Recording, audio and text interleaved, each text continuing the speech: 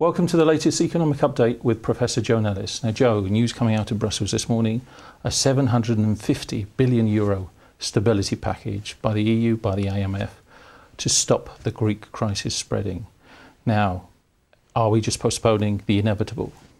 I think we are, actually. I mean, this is really an insurance policy for the moment, in the hope that those countries that have got bonds to be redeemed, the government debt, can redeem them. And if they cannot, then there's a fallback with this package, as you just mentioned. But this isn't the end of the story. I mean, this really could get out of control.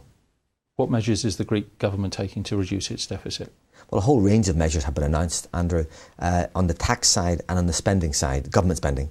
On the tax side, for example, VAT is going to go up from 19% to 23%. That's quite a shock for consumers who can't avoid it, of course. At the same time, they've also announced significant cutbacks in government spending. And that's going to be felt in the public sector services over the coming years. They've announced, for example, a €30 billion cutback.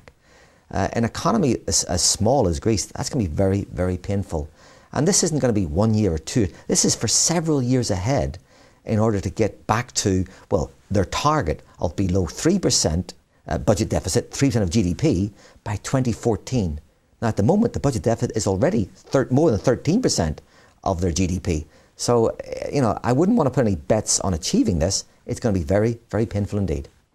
Now, what about the UK? We've got a big fiscal deficit. And as we speak, talks are going on between the Lib Dems and Conservatives about forming the next government if we need to do something major. Yeah, well, I mean, we're really in this difficult position of, getting a government formed first of all, and then whether or not we go for the Tory view of a short, sharp shock, which will mean essentially significant cutbacks in public spending very quickly, or go for the Labour Party view, which was, well, somewhat more slowly recovering, still cutting back expenditure, but taking it at a steadier pace. It's hard to say what's going to happen because we're on a knife edge here. But what is certain is there will be tax increases and there will be government expenditure cuts of an order of magnitude that we probably haven't seen for 30 or 40 years, back to the 1970s perhaps. And what's the outlook for the world economy? There's some good news coming out of the States, 290,000 jobs created in April.